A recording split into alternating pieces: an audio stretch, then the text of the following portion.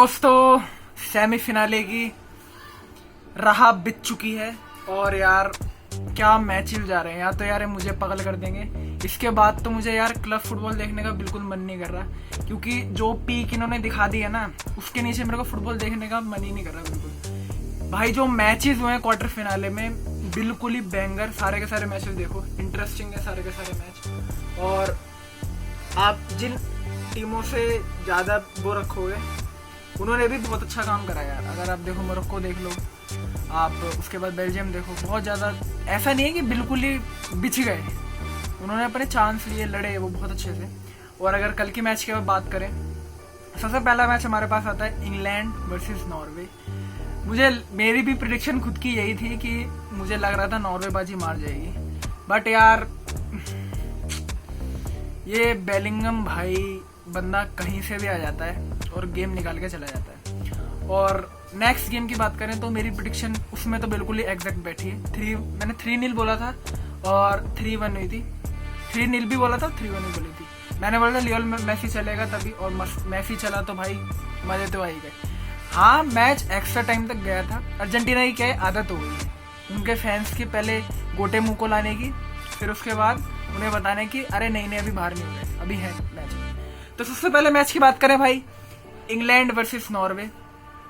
इस मैच में अगर आप फर्स्ट हाफ की बात करेंगे तो यार लिटरली आप देखो इंग्लैंड को ना, ह्यूमिलेट तो क्या ही बोलूं, इंग्लैंड मुझे इतनी घातक नहीं लगी जितनी आप नॉर्वे को देखो। नॉर्वे डिफेंडिंग देखो उसकी, नॉर्वे की डिफेंडिंग देख लो, अटैक बना, काउंटर अटैक देखो, बहुत अच्छे अटैक उन्होंने कन्वर्ट करे, बट कन्वर्ट नहीं कर पाए।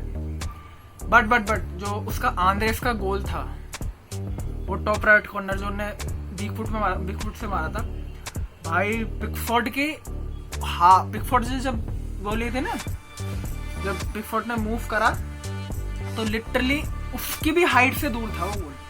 वो अगर बचाने भी चाहते तब भी नहीं बचा पाता, वो तो एकदम एब्सोल्यूट गोल था वो। और अगर कल नॉर्वे की टीम से अगर बात करूँ, मार्टिन ओडेगार्ड का गेम देख लो, कितना बेहतरीन मैच गया।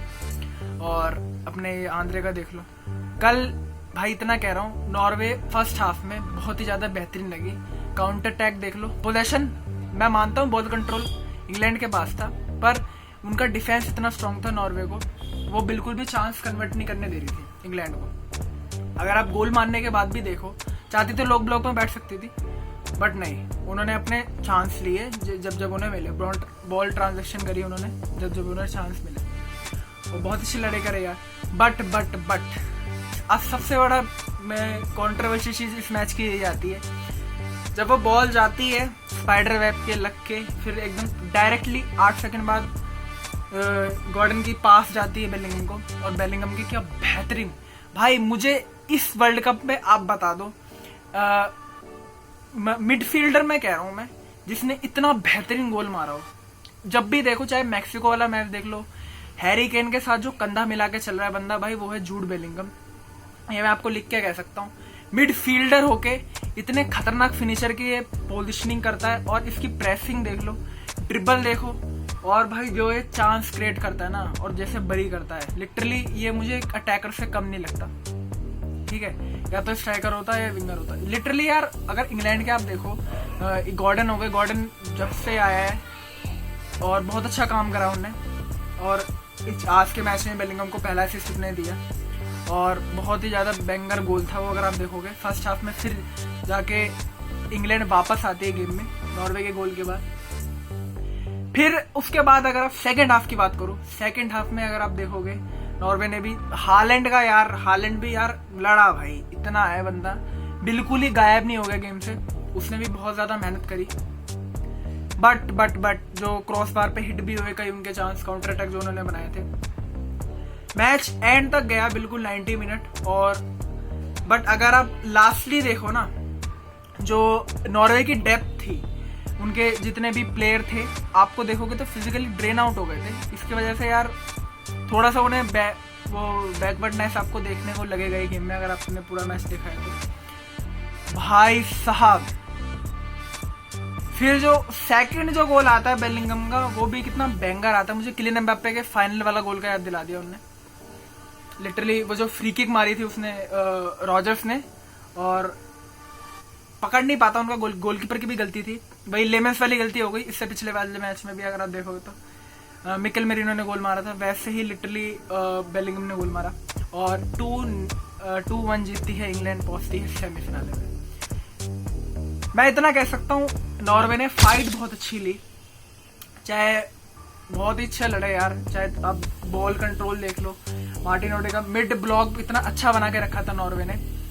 फर्स्ट हाफ में तो भाई बिल्कुल ही खा गए थे इंग्लैंड को, बट इंग्लैंड ने जैसे कमबैक किया, नॉर्वे फिर भारी हो गई गेम से। और अब बात करते हैं अर्जेंटीना वर्सेस स्विट्जरलैंड की। अर्जेंटीना वर्सेस स्विट्जरलैंड की अगर हम बात करें, ये मैच भी बहुत ही ज़्यादा बैंगर था और एंड तक फैंस के गोटे मुंह में थे और हेट वॉच वाले बहुत ही ज़्यादा खुशियाँ मना रहे थे, हेट वॉच करने वाले। और एक्स्ट्रा टाइम तक जाता है मैच। और अगर आप इस मैच की बात करें ना, लिटरली अगर आप देखोगे इस मैच में मुझे पहली बार अर्जेंटीना के बाकी प्लेयर जगते हुए दिखे। इनका अटैक मुझे और ज़्यादा अच्छा लगा पिछले मैचेस थे, क्योंकि हर मैच पिछले मैचेस तक आपको देखोगे कि मैसी ही ने कैरी ओवर करके आ रहा था, बट इस मैच में मेरे को एक अच्छा कंट्रीब्यूशन दिखा ऑल प्लेयरों का। और अगर आप ऑन दी अदर साइड अगर आप स्विट्जरलैंड की मैच देखो, स्विट्जरलैंड की मेंटेलिटी एक ही थी भाई, इन्हें गलीचों की तरह खेलना है। और स्विट्जरलैंड ने वो कहीं ना कहीं तक वो सफल भी रहे, उन्होंने कहीं ना कहीं तक मैसी को रोक के भी रखा। बट भाई मैसी को आप रोक नहीं सकते। अगर आप देखोगे तो मैसी ने आज चाहे गोल ना मारा हो, बट आप पिच पे उसकी प्रेजेंस देख के आप ये नहीं कह सकते मैसी आज खेल रहे हैं। मैसी के एसिस्ट देख लो, मैसी के वो चांस क्रिएशन, कितने ज़्यादा उन्होंने चांस क्रिएट करे आज अगर आप देखोगे फील्ड पे। और चाहे आप बहुत ही अच्छा मैच था यार, अगर आप दोनों साइड से देखोगे। स्विट्जरलैंड ने भी बहुत हद तक ले गए थे पेनल्टी तक, बट अर्जेंटीना की आदत हो गई है, पहले डराएंगे फिर बताएंगे कि नहीं नहीं अभी बाहर नहीं हो रहे, अभी और आगे जाएंगे। तो दोस्तों फर्स्ट हाफ की अगर हम बात करें, लिटरली मुझे अर्जेंटीना डोमिनेट करती हुई नजर आ रही थी स्विट्जरलैंड को। और स्विट्जरलैंड फर्स्ट हाफ में भाई काउंटर जितने भी उन्हें चांस मिले वो लेके जा रहे थे, बट क्रिएट नहीं कर पा रहे एज कम्पेयर टू अर्जेंटीना जैसे उन्होंने क्रिएट करा। मैसी जैसे प्रेजेंस दिखा रहा था अपनी पूरी फील्ड पे, चाहे उनका अटैकर से देख के मिडफील्ड उन्हें इतने अच्छा रन करा। और जो उसका असिस्ट आता है, फिर जो क्रॉस देता है वो कॉर्नर पे, मैक एलिस्टर का एकदम बैंगर गोल था वो, हेडर जो उसके बॉक्स के अंदर में जाता है। और ऐसा नहीं है, गेम फिर भी फंसा हुआ होता है, चाहे फिर जो चांस क्रिएट करके जो क्या नाम था उस बंदे का, स्विट्जरलैंड के बंदे का पता नहीं डियोने नाम था, क्या उसका भी बहुत ही बैंगर गोल था।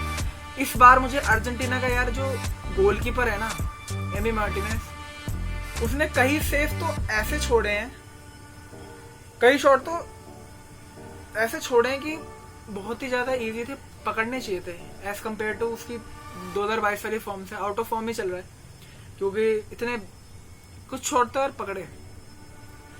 और वो कितना प्यारा शॉट था वो भी, अगर आप देखो, एक बिल्कुल ही उसके पैरों के नीचे से गया था बॉल, और बहुत ही अच्छा। फिर स्विट्जरलैंड बैक करती है गेम को, और फर्स्ट हाफ में तो क्लियरली आपको अंतर पता चल जाएगा, स्विट्जरलैंड डोमिनेट हो रही थी पूरी अर्जेंटीना से। अगर आप सेकेंड हाफ की बात करें, भाई इनकी मेंटेलिटी सेम थी। जब इन्होंने लीड ली स्विट्जरलैंड वालों को, इनको लेके जाना था उन्हें पेनल्टी तक। और अगर आप इनका पूरा स्ट्रक्चर देखो, ये पूरे लो ब्लॉक में बैठे हुए थे, और जब जब इन्हें चांस क्रिएट करने का मौका मिला तो इन्होंने किया, बट वो डेप्थ नहीं थी इनके पास, प्लेयर क्वालिटी कह लो, चाहे शाका ने भी बहुत अच्छे वो चांस देख लो उसके, और बट नहीं क्रिएट कर पाए। क्योंकि इस बार मुझे लिटरली अर्जेंटीना बहुत ही ज़्यादा एनर्जेटिक लगी, और सब प्लेयर अपना दे रहे थे, मतलब गिवन दे रहे थे। मैसी नहीं था आज पूरे मैच में, आज ऑल प्लेयर बहुत अच्छा खेले थे। फिर जब सबसे बड़ा मोमेंट तब आता है इस पूरे गेम का, जो वो ब्लूटूथ टैकलिंग होती है, जो एम्बालू था यार, प्लेयरों का नाम मैं भूल गया, उसका नाम एम्ब्योलो था, पता नहीं क्या था, हाँ एम्ब्योलो को जब वो ब्लूटूथ टैकलिंग हो जाती है उसके ऊपर एक्टिंग करता है, तो उसकी वजह से उसके पास पहले ही 2 येलो कार्ड हो जाते हैं, उसके बाद फिर भाई बंदे को मिलता है रेड कार्ड और गेम से बाहर हो जाती है। स्विट्जरलैंड तभी अपना दम तोड़ देती है, क्योंकि अब वो 10 मैन हो चुके हैं। 72 मिनट के बाद। इससे पहले अटैक भी जनरेट करे थे उन्होंने, बट इसके बाद काउंटर अटैक उनके बिल्कुल ही टूथलेस हो गए थे, चाहे जितने भी उनकी जनरेट करे हुए थे उनके। इसके बाद काउंटर अटैक देखने लायक नहीं था उनके, क्योंकि भाई नहीं कर सकते थे, क्योंकि अब उन्हें रोकना था उन्हें। कहीं ना कहीं लेके भी चले गए थे, पर भाई फिर आता है 112 मिनट पे जूलियन अल्वारेस का वो कर्व शॉट, अगर आप देखो, बैंगर बैंगर। और अब जाके इनकी आत्मा अटैकर होगी। और लास्ट में जो गलती भी हो गई थी, क्योंकि यार टीम में अब कोई मेंटेलिटी नहीं बची और बस आउट ऑफ स्ट्रक्चर हो गई थी स्विट्जरलैंड पूरी, और वो लास्ट में भी गलती कर बैठती है।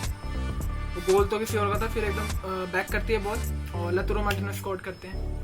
इसके बाद जाती है 3-1, अर्जेंटीना जीत जाती है इस पूरे मैच में। अगर आप दोनों मैच की बात करें, दोनों ही मैच एक्स्ट्रा टाइम में गए हैं, और जो टीम सबमिसिव थी, जो भी टीम जैसे बैक कर रही थी, बट यार अच्छा लड़े ये लोग। स्विट्जरलैंड और नॉर्वे हो गई, मोरक्को हो गई, बहुत ही अच्छा लगा मुझे क्वार्टर फाइनल। सारी टीम जो हारने वाली टीम में ऐसा नहीं, उनकी मेंटेलिटी बिल्कुल हो गई थी, एंड तक लड़े, एंड विसल तक लड़े, जो मेरे को बहुत अच्छा लगा सारी मेंटेलिटी देख के। पोर्तुगाल की तरह तो नहीं है भाई कि पूरे मैच में बैक पास करते रहे, चांस ही नहीं क्रिएट करे। तो अब हम पे दिख चुके हैं सेमीफिनाले, और भाई चारों टीम अगर आप गोल करोगे, लिटरली अब अगर गौर करोगे ना, सारी जितनी भी 4 टीम सेमीफाइनल है वो फीफा की रैंकिंग की टॉप 4 है, ठीक है। और तो बहुत ही ज्यादा मजा आने वाला है यार। और फ्रांस वर्सेस स्पेन तो बैंगर ही होने वाला है। और हाँ, इंग्लैंड वर्सेस अर्जेंटीना भी थोड़ा हिस्टोरिकल कंट्रोवर्सी पे रिलेट करेगा, कि जो गॉड ऑफ हैंड वाला होता डिएगो माराडोना का, जो 1986 का वो था, जो वर्ल्ड कप का वो मैच था, नॉकआउट मैच था। लिटरली बहुत ही ज्यादा मजा आने वाला है सेमीफाइनल में भी। और आप अपनी प्रेडिक्शन छोड़ के जाना कि आपको क्या लगता है सेमीफाइनल में कौन क्वालिफाई होगा। मिलता है आपको नेक्स्ट वीडियो में। Till then like and subscribe.